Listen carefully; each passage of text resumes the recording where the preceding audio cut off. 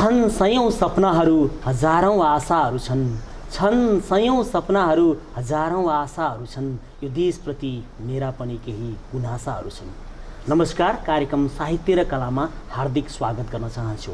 तनहुँ टेलिभिजनको साप्ताहिक कार्यक्रम साहित्य र कलामा आजको श्रृङ्खलामा म तनहुँमा जन्मनुभएका एकजना साहित्यिक हस्तीलाई यहाँहरू समक्ष प्रस्तुत गर्न गइरहेको छु।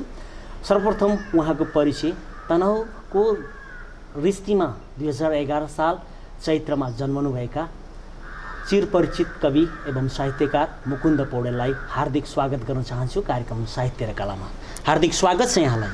हजुर, धेरै धन्यवाद आकाशजी।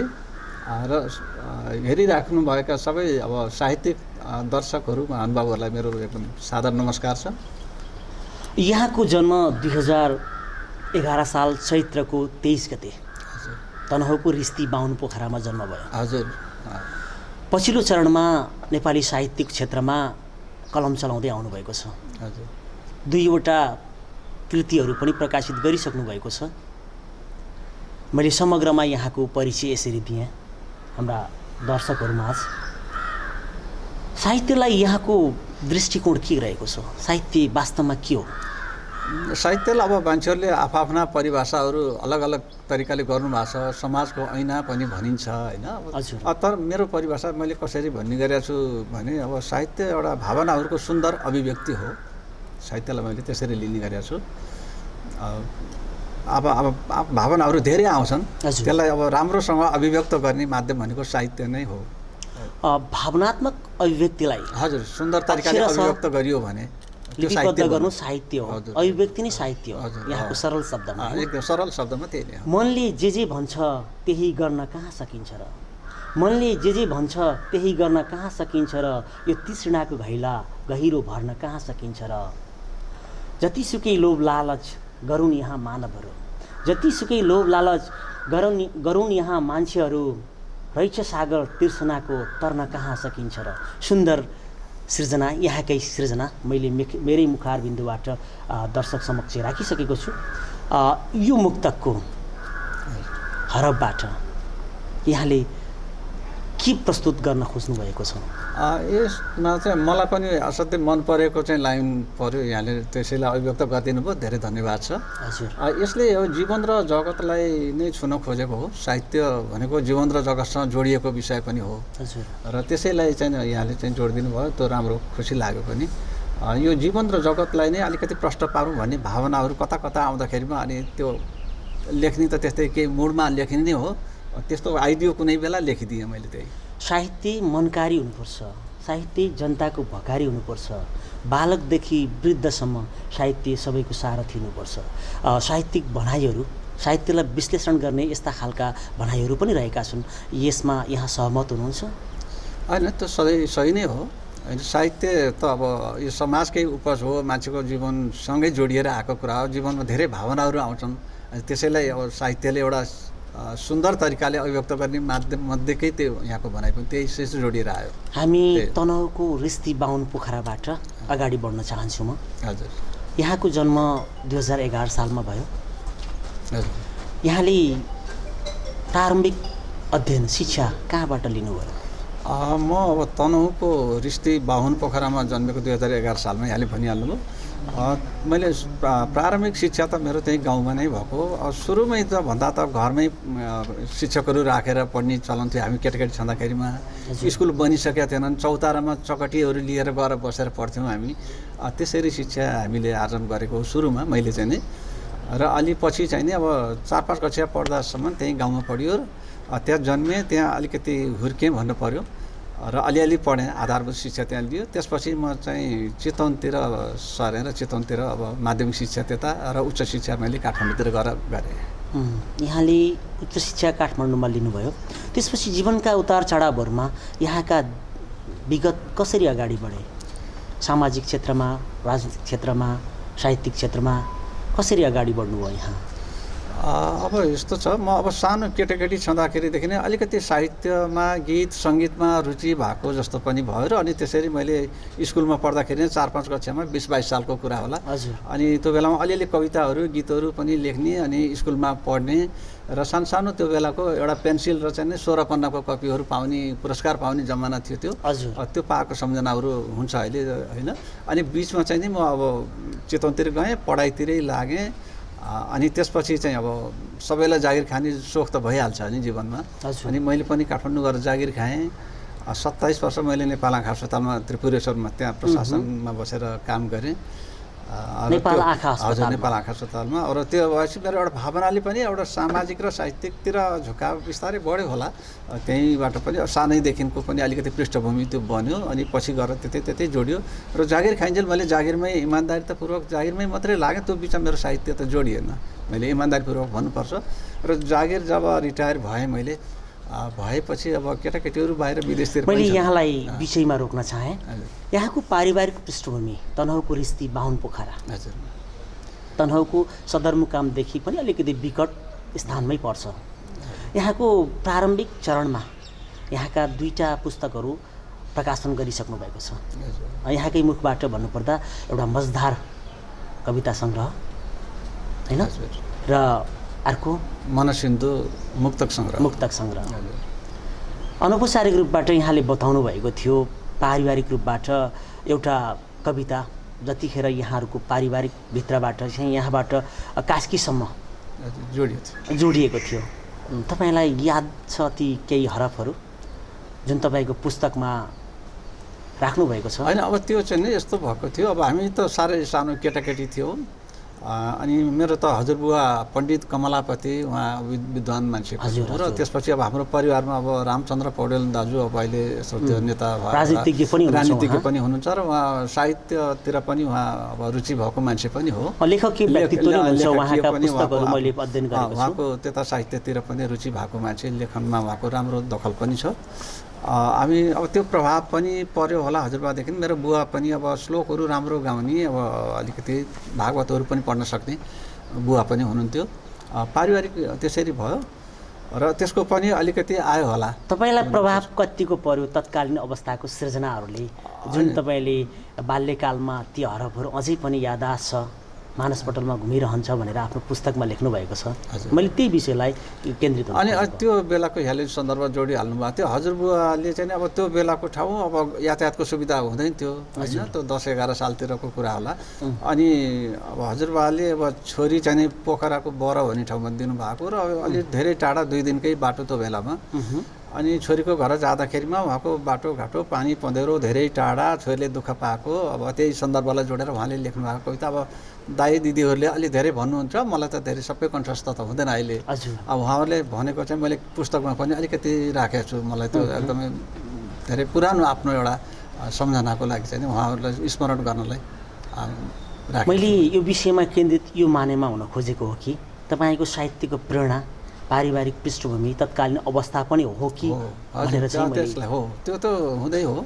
अब हजुरबुवादेखि बुवादेखि दाजुसम्म आइपुग्दा पनि अब त्यसको प्रभाव त रह्यो नै रह्यो। र अनि पछि चाहिँ नि म त्यस पछाडिका दिनहरूमा मलाई कस्तो लाग्छ म अलिकति जोडौँ। हजुर।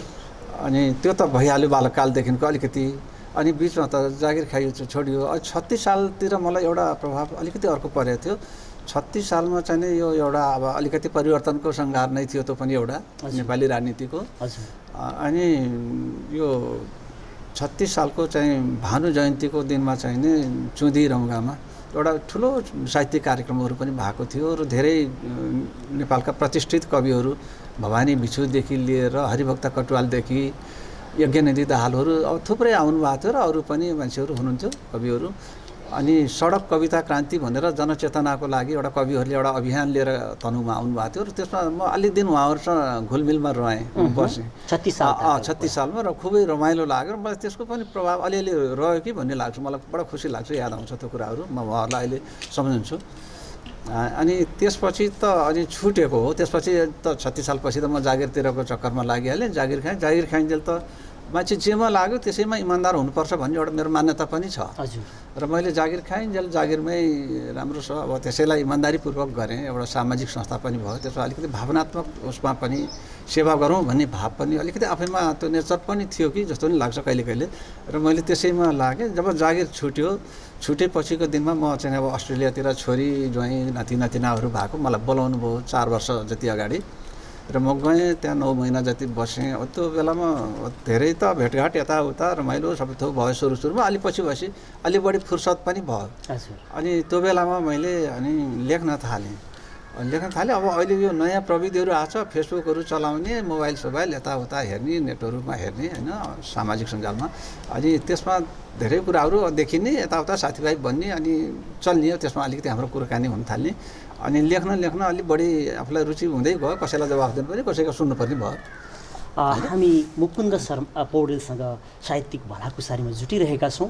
उहाँले आफ्नो बाल्यकालदेखि आजका दिनसम्मका कुराहरू आफ्नै मुखार बिन्दुबाट दर्शक समक्ष राखिरहनु भएको छ। उहाँका 2टा प्रकाशित कृति पनि रहेका छन्। नेपाली साहित्यको आकाशमा उहाँका सुन्दर र सरल सृजनाहरू हामी उहाँकै मुखार बिन्दुबाट हाम्रा दर्शक समक्ष राख्न चाहन्छौँ।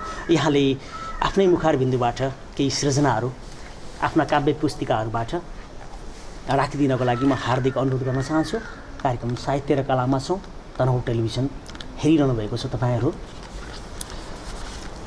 धेरै धन्यवाद छ आकाशजी। मलाई यो पुस्तकहरू लेखिसकेपछि अब यसलाई शुभकामना आशीर्वादहरू लिनुपर्ने एउटा सन्दर्भ आइहाल्छ। हजुर। अनि मैले त्यस बेलामा चाहिँ नि साह्रै नै रुचाएको र साह्रै श्रद्धापूर्वक चाहिँ एकदमै उहाँलाई चाहिँ मैले भेट्न र उहाँबाट केही आशीर्वचन लिन मैले बहुतै इच्छा थियो। र अलिकति बिरामी अवस्थामा त हुनुहुन्थ्यो श्रद्धेय राष्ट्रकवि माधव घिमिरे। हजुर। अनि उहाँको घरमा गएँ। अनि उहाँलाई मैले त्यो कुराहरू राखेँ। अनि म त अस्वस्थ छु, अब रेकर्ड गर्नु होला भन्नुभयो। लेख्न गाह्रो हुन्छ भन्नुभयो। पुरै रेकर्ड गरेर मैले राखेँ। सङ्ग्रह छ मसँग। र अनि उहाँले चाहिँ नि एउटा 2टा सुनाउनु त बाबु, ल के लेख्नु भएको छ, कस्तो लेख्नु भएको छ सुनाउनु भन्नुभयो। मैले अनि त्यो बेलामा मैले यसो सम्झेँ। अनि उहाँ चाहिँ त गाउँको परिवेशलाई अलि रुचाउने, प्रकृति प्रेमी होइन, गाउँठाउँको प्रकृतिलाई र एउटा उसलाई वर्णन गर्ने, नरस्याङ्दी किनारको चाहिँ वर्णन गर्नुभएको हामी त सुनेको छौँ नि। अनि मलाई यसो गाउँकै परिवेशको नै लेखेको थिएँ मैले। अनि त्यही सुनाउँछु भनेर एउटा कविता सुनाएँ मैले। त्यो सुनाएको म यहाँ भन्छु यहाँलाई। मेरो गाउँ भनेर लेखेको थिएँ मैले। आफ्नो गाउँहरूलाई, गाउँको परिवेशलाई मैले धेरैमा लेखेको छु। अनि यसमा के लेखेको थिएँ, मेरो गाउँको चौतारीको ढली छ नि पिपल, गाउँ र बेसी गर्दा अब कहाँ बसौँ शीतल, सिँढी बाटो हिँडी पुग्ने घरको पिँढी, आज सबै भत्की गयो हामी परदेश हिँडी। त्यो बेलामा परदेश पनि गएको सन्दर्भ पनि थियो। अलिअलि त्यो पनि जोड्यो होला। चाहे लगाउँ च्याती एकै, त्यो टोपी केही घेरो, मेरो गाउँको सेरो फेरो सबै थियो मेरो, किन भयो आज टाढा म जन्मेको ठाउँ, जसले त्यहाँ राखेको थियो पहिलो मेरो नाउँ। यसरी लेखेको थिएँ र उहाँलाई सुनाएँ। ल एकदम गाउँको परिवेशमा साह्रै मिठो शब्दमा, सरल शब्दमा राम्रो लेख्नु भएको छ भनेर उहाँले शुभकामना, त्यस्तो खालको भावना पनि व्यक्त गर्नुभएको छ राष्ट्रकवि माधव घिमिरेज्यूले। र म यही सन्दर्भमा उहाँलाई चाहिँ आभार पनि व्यक्त गर्छु, हार्दिक कृतज्ञता ज्ञापन गर्छु। हामी पनि उहाँको शीघ्र स्वास्थ्य लाभको कामना गर्न चाहन्छौँ। राष्ट्रकवि माधव घिमिरेप्रति हामी सम्झन चाहन्छौँ यो घडीमा। साहित्यमा सरलता र निखारता मुकुन्द पौडेलको परिचय हो, त्यसो भन्दा कसो होला? त्यो तपाईँहरूको अनुभूति हो होइन। म त सरल तरिकाले चल्ने मान्छे हो। र म अर्को प्रसङ्ग पनि यहाँसँग जोड्न चाहेँ। 2036 साल ताकाको कुरा गर्नुभयो यहाँले। तत्कालीन अवस्थामा भानु जयन्ती मनाउने सन्दर्भमा सडक कविता क्रान्ति अभियान लिएर आउनुभएका तत्कालीन अवस्थाका कविहरूसँगको यहाँको सङ्गत रह्यो भन्नुभयो होइन। केही दिन समाज रूपान्तरणमा साहित्यको भूमिका के रहन्छ यहाँको दृष्टिकोण? समाज भनेको अब साहित्यलाई समाजको ऐना पनि भनिन्छ। हजुर। यस अर्थमा भनिएको हो कि समाजमा कसरी चलेको छ, कस्तो कस्तो गतिविधि छन् समाजलाई अनि साहित्यको माध्यमबाट, सिर्जनाको राम्रो सुन्दर अभिव्यक्तिको माध्यमबाट मान्छेलाई आकर्षित गरेर समाजलाई एउटा सकारात्मक सन्देश दिने माध्यमको रूपमा साहित्य हो। साहित्य यसको भूमिका ठुलो छ। समाजको ऐना, दर्पण पनि हो, दर्पण समाजको यथार्थ अभिव्यक्ति पनि हो होइन। हजुर। सरल साहित्य कतिको प्रभावकारी हुनसक्छ नेपाली समाजमा, नेपाली संस्कृति? मैले चाहिँ नि त्यो सोचिराखेको त्यही हो। मेरो कविताहरू मैले 2-4 सङ्ग्रह भएर अब एउटा तयारीमा पनि रहेको अवस्था पनि छ। र मैले पहिलेदेखि नै सोचेको थियो साहित्य भने सबैले बुझ्ने खालको नै चाहिन्छ होला। कृष्ण होइन, कृष्ण खालको भयो भने धेरैले बुझ्दैन, सबैले बुझ्यो भने पो त्यसको उपयोगिता त्यो जीवनमा आउँछ, त्यो होइन आफ्नो जीवनमा प्रयोगमा आउँछ। नबुझेको साहित्यले चाहिँ त धेरैलाई प्रभाव पार्न नसक्ला। आम मान्छेसम्म पुग्ने भनेको सरल साहित्य नै हो, त्यसले नै अलिकति सकारात्मक एउटा ऊ चाहिँ दिन्छ हामीलाई। हामी यहाँकै हातमा रहेको मजधार कविता सङ्ग्रहबाट एउटा कविता हाम्रा दर्शकमाझ फेरि पस्कन चाहन्छौँ। कार्यक्रम साहित्य र कलामा छौँ, मुकुन्द पौडेलसँगको भलाकुसारीमा जुटिरहेका छौँ। उहाँकै मुखारबिन्दुबाट एउटा कविता मजधार काव्य पुस्तिकाबाट। अब यसमा मैले आफ्नो जिन्दगीको परिभाषालाई सुरुमा लेखेको चाहिँ नि एउटा यो कविता छ। अवश्य। यो चाहिँ नि जिन्दगीलाई कसरी हेर्ने त भनेर मैले लेखेको हो यो चाहिँ नि, होइन? हजुर। म यसलाई भन्छु है, जिन्दगीको खास त यो जिन्दगीको परिभाषा के हो त भनेर लेख्या हो। र यो पुस्तकको नाम पनि मजेदार छ। मेरो पहिलो कविता पनि यही नै हो, होइन? र यसमा मैले सुरुमा लेखेँ, न त वारी न त पारी भयो जिन्दगी, जिन्दगी के हो भनेर लेख्या हो। न त वारी न त पारी भयो जिन्दगी, मजेदारमा अल्झिएर गयो जिन्दगी, मेटिएन दुःख यहाँ भेटिएन सुख पनि, आशै आसमा आज किन ढुक्यो जिन्दगी, आफैले नै आफ्नो बाटो बिराएर हो कि थाहा छैन कहाँनिर चुक्यो जिन्दगी, अझै धेरै यात्रा बाँकी भन्दै थियो हिजो, चौबाटोमै टक्क आज रुक्यो जिन्दगी, जता हेऱ्यो देखिँदैछ त्यही कालो बादल, निराशाको घुम्टो ओढी लुक्यो जिन्दगी, हार होइन जिन्दगीमा जित भन्दा भन्दै आज आफै मृत्युसँग झुक्यो जिन्दगी। मैले यो जिन्दगीको परिभाषा लेखेको हो। आज त्यो अनुभूति भयो, मृत्युसँग झुक्यो जिन्दगी। आखिर त जिन्दगी त एक दिन त झुक्नै पर्छ। कार्यक्रममा हामी केही समय विज्ञापनिक विश्राम लिन चाहन्छौँ, त्यसपछि पुनः भेट्ने नै छौँ कार्यक्रम साहित्य र कलामा।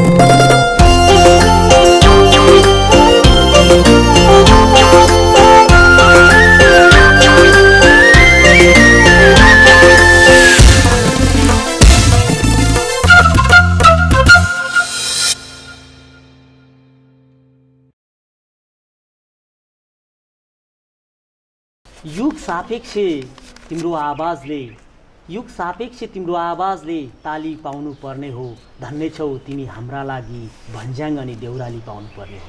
कार्यक्रम साहित्य र कलाको यो विज्ञापनिक विश्रामपछि फेरि स्वागत गर्न चाहन्छु सम्पूर्ण श्रोता दर्शक माझलाई। हामी आजको कार्यक्रममा मुकुन्द पौडेलसँगको भलाकुसारीमा जुटिरहेका छौँ। यो छोटो विश्रामपछि पुनः स्वागत गर्न चाहन्छु मुकुन्द सर। हजुर, फेरि धन्यवाद। यहाँले आफ्नो परिचय, आफ्नो बाल्यकालदेखि हालसम्मको अवस्था दर्शाइसक्नु भएको छ। यहाँको हातमा मैले 2टा काव्य पुस्तिकाहरू पनि देखिरहेको छु। मुक्तक सङ्ग्रह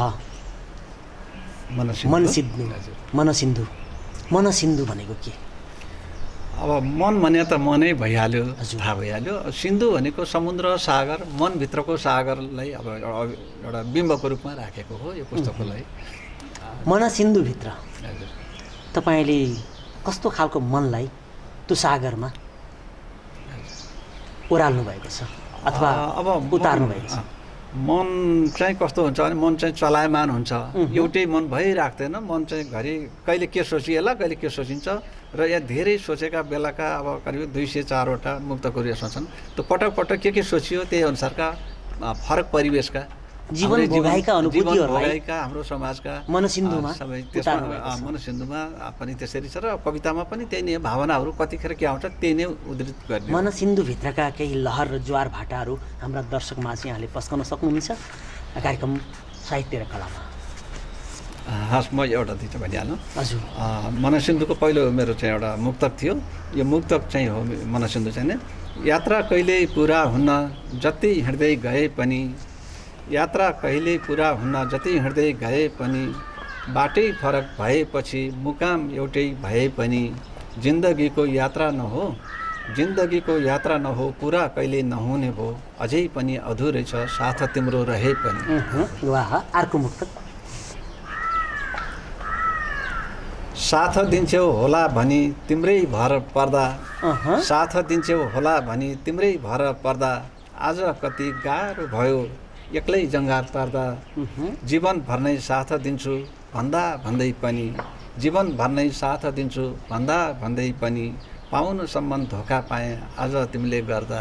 मैले यसरी थरी थरी रसका पनि परिवेशमा यो उमेर, यो तपाईँको जुन उमेर छ नि शृङ्गारिक रसमा भरिएको यो मुक्तक हाम्रा दर्शकलाई पक्कै पनि रमाइलो र आनन्दको अनुभूति भएको छ यस मुक्तकबाट।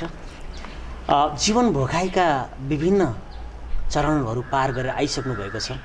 त्यो चरणमा लेखिएका सृजनाहरू एउटा कविभित्रको कवि मन तपाईँले मनसिन्धुमा पोख्नु भएको छ। हामी त्यही अपेक्षा गरौँ हैन? मान्छेको मन हो,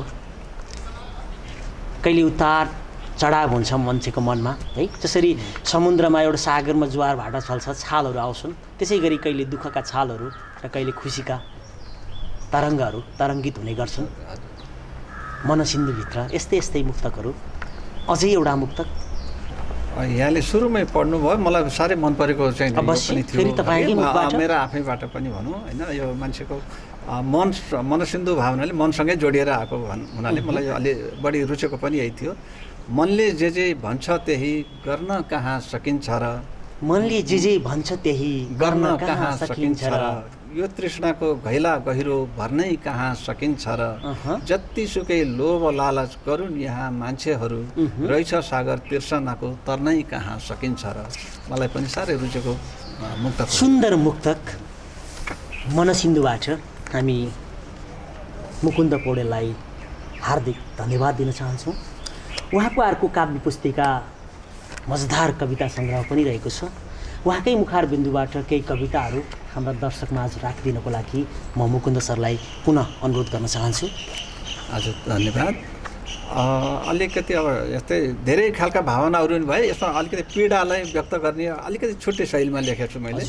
पीडा छ मनमा लुकेको सचित्र, देख्दैछु आज किन यो मभित्र, सकिँदैन रोक्न अब खुल्नुपर्छ, सम्झे झन् पीडा अब भुल्नुपर्छ, त्यो चोट गहिरो मनभित्र पर्दा, रोकिँदैन आँसु गहबाट झर्दा, त्यसैले त घाउ अब पुर्नुपर्छ, सम्झे झन् पीडा अब भुल्नुपर्छ, रचना यो कसले किन पो गरेछ, सुख छैन दिलमा दुःख नै भरेछ, कठिन यो बन्धन अब खुल्नुपर्छ, सम्झे झन् पीडा अब भुल्नुपर्छ। मैले एउटा थरी थरी अनुभूतिहरूलाई लेखेको छु। फेरि अर्को कविता हाम्रो रिस्ती शीर्षकको तनहु आफ्नो जन्मभूमिप्रति समर्पित रहेर एउटा कविता वाचन गरिदिनुको लागि अनुरोध गर्न चाहेँ।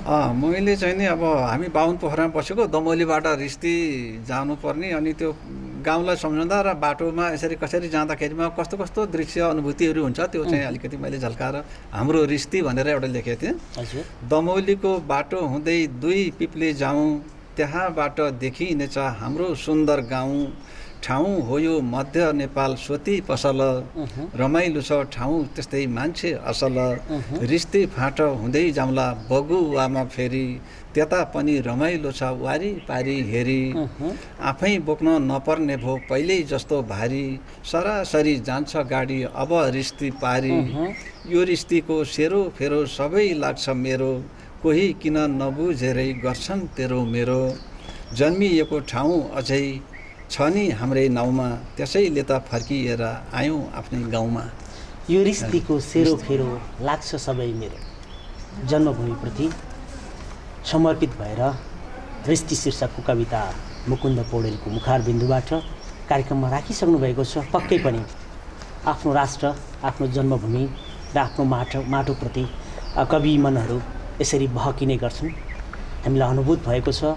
साँच्चै तनहुँ जिल्ला नेपाली साहित्यको उर्वर भूमिको रूपबाट सुपरिचित छ। आदिकवि वेदव्यासको तपोभूमि, आदिकवि भानुभक्तको जन्म जिल्ला, जनकवि कुकुल जोशी र गाउँबेसीका कवि क्षेत्रप्रताप अधिकारीको जन्म जिल्ला, कवि केशरी तीर्थराज पाण्डे र थुप्रै कविहरूले जन्म लिएको तनहुँ जिल्ला नेपाली साहित्यको उर्वर भूमिको रूपबाट परिचित छ। यसै गरी मुकुन्द पौडेल अर्को एउटा नाम नेपाली साहित्यका आकाशमा भोलिका दिनहरूमा पनि अझै प्रज्वलित हुनेछ। हामी अपेक्षा गरौँ। कार्यक्रम साहित्य र कलामा छौँ। तनहुँ टेलिभिजनको यो कार्यक्रममा आजका अतिथिको रूपबाट मुकुन्द पौडेलसँगको कुराकानी हामी गरिरहेका छौँ। अब केही समय फेरि मुकुन्दजीसँग यहाँले जीवन भोगाएका चरणहरूमा लामो समय यी दुईटा काव्य पुस्तिकाहरू सिर्जना गर्नको लागि मेरो चाहिँ अस्ट्रेलिया बसाइ सार्थक रह्यो भनेर अनौपचारिक रूपबाट भन्नुभएको थियो। यहाँ यो पुस्तक सिर्जना गर्दा यो साहित्यिक दौडानमा सम्झनु पर्ने व्यक्तिहरू र समयहरूलाई कसरी लिने गर्नुभएको छ? यसमा चाहिँ नि अब म रिटायर भएपछि अलिकति अब फुर्सदको समयलाई मैले सदुपयोग गर्नलाई साहित्य रोजेको हो। हजुर। यसमा चाहिँ नि अब मलाई अलिकति अब हाम्रो अब पहिले त पारिवारिक नै भइहाल्यो। हजुरबुवादेखि बुवा हुँदै दाइसम्म आयो। अघि नै अलिकति मैले पृष्ठभूमिमा भनेको थिएँ। त्यसपछि चाहिँ नि मेरो सङ्गत चाहिँ अब यादव खरेल अब वरिष्ठ साहित्यकार पनि गीतकार पनि हुनुहुन्छ। उहाँ चाहिँ नि उहाँसँग अलिकति सङ्गत भयो, त्यसको पनि प्रभाव रह्यो होइन। र अब हाम्रो आफ्नै पारिवारिक सदस्य अब भतिज भन्नुहुन्छ रमेश पौडेल, अब वरिष्ठ साहित्यकार एकदम रेडियो कर्मी पनि हो र उहाँको पनि रह्यो, सङ्गत भयो मेरो। र अब त्यसपछि चाहिँ नै त अब अरूसँग पनि यताउता साहित्यिक कार्यक्रमहरूमा अघि नै पनि भने मैले होइन, उहाँहरूसँग पनि नजिक भयो। सबैको प्रभाव अलिकति परेकै हो। र त्यसपछि अस्ट्रेलिया गएपछि चाहिँ नि कोही समयलाई नै मैले सदुपयोग गरे हो। यी दुईटै पुस्तकहरू तपाईँको अस्ट्रेलिया बसाइको क्रममा जन्मिएका हुन्। यसको सुरुवात चाहिँ नि करिब पुस्तकको आकारको लागि चाहिँ अस्ट्रेलिया नै अलिकति बढी रह्यो मेरो यसमा। 2 दिनको जिन्दगी यो साँचिएन भने, 2 दिनको जिन्दगी यो साँचिएन भने, देख्नै पनि के पाइएला बाँचिएन भने, 2 दिनको जिन्दगी यो साँचिएन भने, देख्नै पनि के पाइएला बाँचिएन भने, सुगर प्रेसर किड्नी सबै हेर्नुपर्ने बेला, सुगर प्रेसर किड्नी सबै हेर्नुपर्ने बेला, बिरामी भई थला पर्दा जाँचिएन भने। यो मुक्तक तपाईँकै पुस्तकबाट मैले सापट्टि लिएर दर्शक समक्ष राखेको छु। यो चाहिँ अब जानकारी अब मान्छेहरूलाई अब यस्तो खालको पनि साहित्यको माध्यमबाट यो एउटा चेतनामूलक होइन, मानिसहरूलाई अब कति सचेत हुनुपर्छ आफूप्रति, आफ्नो शरीरप्रति भन्ने एउटा सन्देश दिन खोजे हो। स्वास्थ्य क्षेत्रमा लामो समय स्वास्थ्य क्षेत्रमा धेरै लामो पनि गरेँ। अनि त्यसले पनि हो र यसबाट एउटा सन्देश त जानी भयो नि, मान्छेलाई सचेत हुने भयो आफ्नो स्वास्थ्यप्रति। यहाँ आँखा अस्पतालमा काम गर्नुभयो। आँखा र मन बिचको सम्बन्ध होइन, आँखा त दिव्य दृष्टि पनि भन्छ।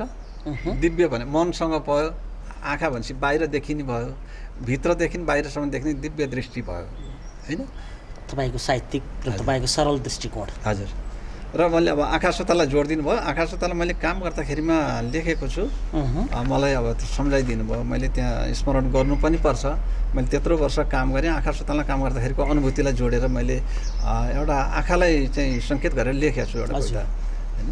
यो लोकमा के छैन र भए सारा सृष्टि, यो लोकमा के छैन र भए सारा सृष्टि, सृष्टिमध्ये सबैभन्दा ठुलो रहेछ दृष्टि, चाहिँदैनन् अरू यहाँ कुनै हिरा मोती, सधैँ देख्ने गरी देउहै बरु नेत्र ज्योति। त्यस्तै अर्को लेखेको थिएँ। नखोली आँखा चिम्लेर बसे के देख्न सकिन्छ, लेख्नु नै थियो प्रीतिका गीत नलेख्न सकिन्छ, यसैले आँखा उघारी हेरौँ संसारै देखिन्छ, सुख र दुःख विरह व्यथा सबै नै लेखिन्छ। यसरी नै लेखेको छु। मन र अन्तर्मनलाई आँखाको माध्यमबाट, हाम्रा लोचनका माध्यमबाट संसार नियाल्ने एउटा माध्यम बनाउनु भएको छ। आफ्ना सृजनाबाट यो सूचना अथवा यो सन्देश प्रवाह गर्नुभएको छ। साहित्य मनकारी हुनुपर्छ र यो जनताको भकारी पनि हुनुपर्छ। साहित्यिक माध्यमबाट, सृजनाका माध्यमबाट समाजमा रहेका विकृत संस्कृतिलाई हामीले हटाउँदै समृद्ध समाजको र समृद्ध संस्कृतिको निर्माण गर्न पनि साहित्य त्यति नै प्रभावकारी रहन्छ। हाम्रो मान्यता रहेको छ, तनहुँको वेदव्यासको तपोभूमिमा छौँ हामी। यहाँका सृजनाहरू भोलिका दिनमा पनि अझै फस्टाउँदै जाउँ। जाँदा जाँदै एउटा कविता यहाँकै मुखार बिन्दुबाट हाम्रा दर्शक समक्ष राखिदिनको लागि तनहुँ टेलिभिजन हेरेर बस्नुहुने सम्पूर्ण साहित्यिक मनहरूलाई यहाँकै तर्फबाट, यहाँकै मुखार बिन्दुबाट। मैले अलिकति अब राष्ट्रिय भावनाका पनि अब धेरै खालका त भनियो, अब छन् त धेरै टुक्रा टुक्राहरू धेरै भए। राष्ट्रिय भावनालाई अलिकति पनि उत्प्रेरित गर्ने खालको पनि हुन्छ। के छैन र खोज्दै गए ती हिमालका टाकुरामा, के छैन र खोज्दै गए ती हिमालका टाकुरामा, जोस जाँगर आफैसँग नेपालीका पाखुरामा, हिमाल पहाड तराईमा रोप्नुपर्छ पसिनालाई, अनि पोत फुल्छन् फुल बिरुवाका अँकुरामा। मैले यसरी हालसालै लेखेको हो। यो अब अप्रकाशित भित्रै छ, तर मैले अब भने राष्ट्रिय भावमा, राष्ट्रप्रति समर्पित रहेर यो सृजना गर्नुभएको छ। अब अहिलेको समय सन्दर्भमा अलिकति असन्तुष्टि पनिका कुराहरू पनि छन्। अब हामी सबै कुराहरूलाई हेर्नुपर्ने होइन, लेख्नु अभिव्यक्त गर्नुपर्ने, मान्छेहरूले सुन्न चाहन्छन्। त्यसो भएर अहिले एउटा लेखेको थिएँ मैले अलिकति हालसालैको सन्दर्भ। केही फरक भएकै छैन, हाल उही नै छ, केही फरक भएकै छैन, हाल उही नै छ, कछुवाकै जस्तै अझै चाल उही नै छ, विकास अनि समृद्धिको खुल्यो कहाँ ढोका, फेरि हेर्न पारा हाम्रो ताल उही नै छ।